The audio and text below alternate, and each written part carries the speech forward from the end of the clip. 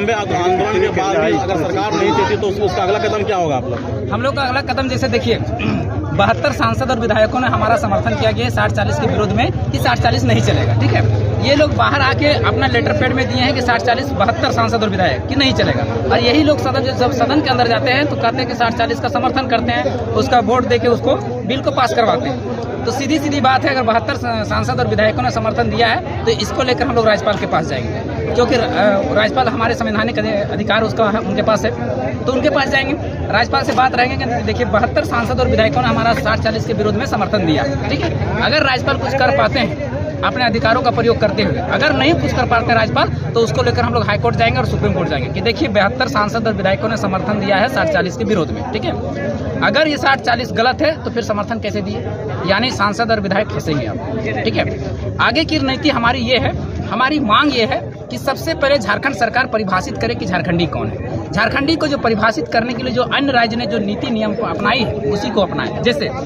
हमारे पास 4 सर्वे सेटलमेंट है, एक 1908 का सर्वे, एक 1932 का सर्वे, 1954 का सर्वे, 1964 का सर्वे। ठीक है, तो जो झारखंड का जो 85% इलाका है 1932 में सर्वे हुआ है। जैसे आपका पलामू प्रमंडल हो गया, उत्तरी छोटा नागपुर हो गया, दक्षिणी छोटा नागपुर हुआ, यहाँ पर 1908-1932 में सर्वे हुआ है। ठीक है, तो 1932 को डेडलाइन मानते हुए इस सर्वे को शामिल किया जाए। जैसे ही ये सर्वे शामिल होगा झारखंड का 85% इलाका घुस जाएगा, उसके बाद बचेगा 15% इलाका जो कोल्हान का इलाका है, जहाँ 1964 है, उस सर्वे सेटलमेंट को लागू करें, यानी लास्ट डेडलाइन 1964 को माना जाए। जैसे 1964 के पहले जितना सर्वे उसको शामिल कर दिया जाए और खतियान आधारित स्थानीय नीति निर्गत कर दिया जाए। ठीक है, जब ये चीजें हो जाएंगे और झारखंडियों को परिभाषित करने के लिए पहला तो खतियान हो गया यानी सर्वे सेटलमेंट हो गया, दूसरा भूमि संबंधी दस्तावेज, पट्टा वगैरह, रसीद वगैरह, ये चीजें हो जाएंगी।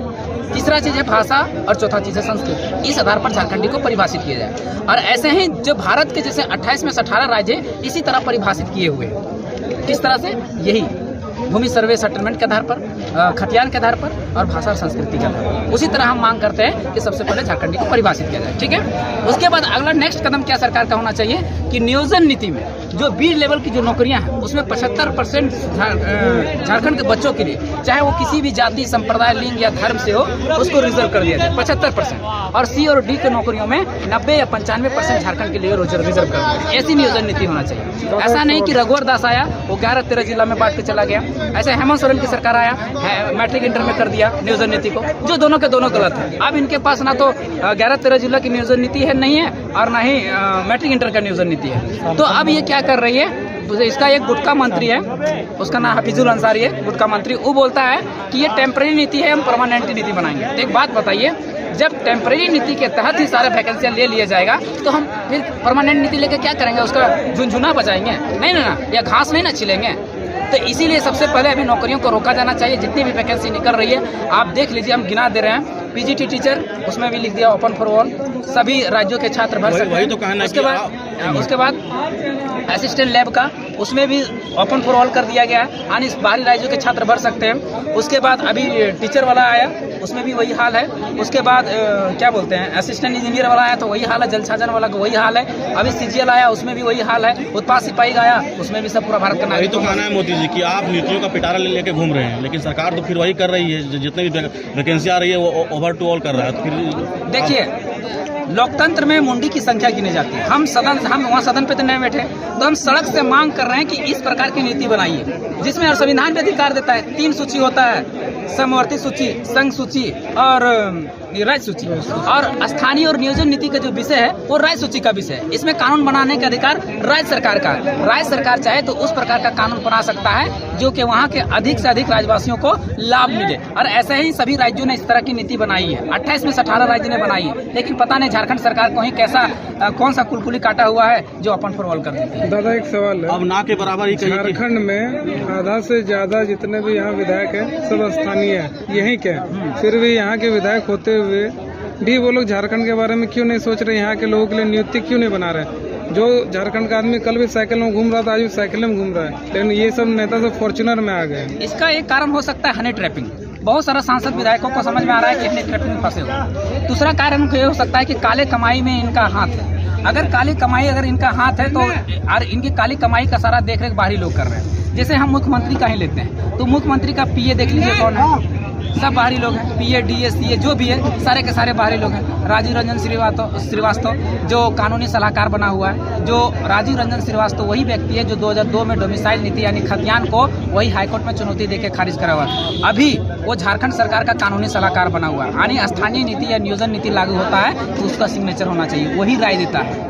अब वो कानूनी सलाहकार बना हुआ है तो कानून कैसे झारखंड के हित में बनेगा। तो यहाँ के युवाओं को एक चीज़ होना चाहिए कि विधायिका, न्यायपालिका और कार्यपालिका ये 3 सदन होते हैं। तो आप कोशिश कीजिए, हमारे पढ़े लिखे युवा बोलते हैं आई हेट पॉलिटिक्स। हम कहेंगे कि युवाओं से कहेंगे, पढ़े लिखे युवाओं से कहेंगे कि आई हेट पॉलिटिक्स। जिस दिन आप कह दिए ना उसी दिन इस देश इस राज्य का दुर्भाग्य तय हो गया था। इसलिए आज से कहिए आई लव पॉलिटिक्स, हम पॉलिटिक्स करेंगे। आप देखिए पॉलिटिक्स नहीं करते हैं, आप राजनीति में इंटरेस्ट ले ना ले, राजनीति आप पे इंटरेस्ट लेती है। आप देखिए अभी क्या पास हुआ, अभी टैक्स पास हुआ, तो आप पे 5 लाख टैक्स लगाना है या 10 लाख पे टैक्स लगाना है, ये कौन डिसाइड करती है? राजनीति डिसाइड करती है, यानी सांसद विधायक डिसाइड करती है। तो आप आई हेट पॉलिटिक्स बोलिएगा तो कैसे चलेगा? आप अगर आई लव पॉलिटिक्स नहीं बोलते हैं, इसीलिए आज अनपढ़ गवार मंत्री, शिक्षा मंत्री बन जा रहा है, तो कानून मंत्री बन जा रहा है, श्रम मंत्री बन जा रहा है। तो आप कहिएगा PG PhD वालों के लिए, अनपढ़ गवारों से आप कहिए कि हमारे लिए नीति बनाई, तो कैसे बनाते हैं? इसलिए सभी पढ़े लिखे युवाओं से आग्रह रहेगा कि आप राजनीति कीजिए।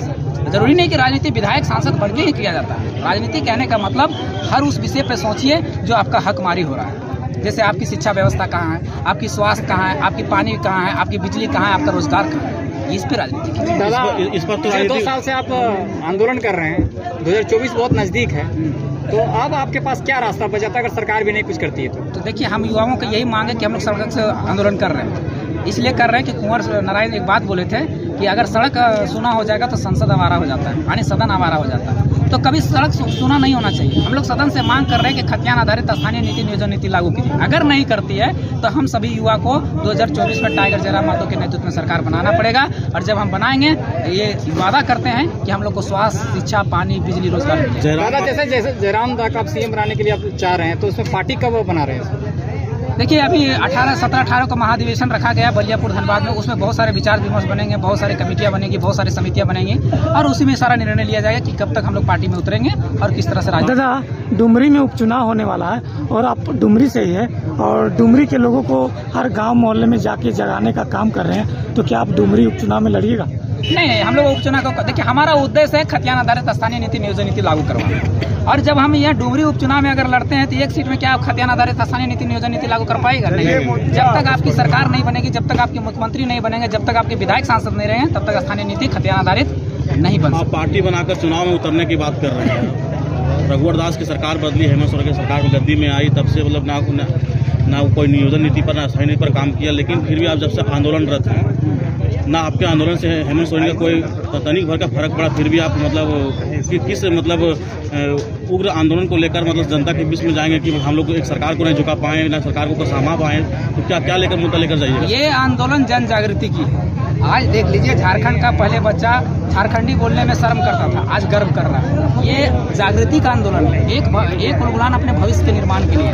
तो भविष्य का निर्माण के कहने का मतलब हर वो चीज़ में जिसमें आपकी हकमारी हो रही है, सेंधमारी हो रही है, उसमें जागना है। किस तरह से बाहरी लोग हम पर अतिक्रमण कर रहे थे, आज हम जागे। किस तरह से बाहरी भाषा हमारे ऊपर थोपा गया था, आज हम जाने इस आंदोलन के कारण। तो ये आंदोलन जन जागृति की है।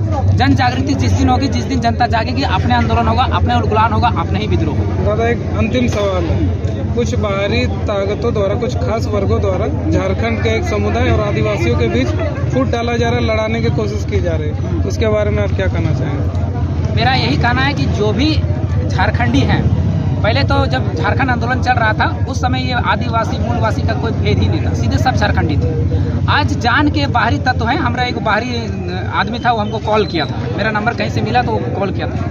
वो बोल रहा था सीधे कि हम झारखंडी में 2 विभाग में बांट देंगे, दोनों को लड़ा के और दोनों बार फिर हम लोग राज करते रहेंगे, जैसे आज किए हैं। कोयला जैसे बेच रहे हैं बेचते रहेंगे, जैसे हम तांबा अबरक बेच रहे हैं बेचते रहेंगे। उसका प्रोपोगेंडा है, ये बाहरी लोगों का षड्यंत्र है दोनों बीच में लड़ाने में।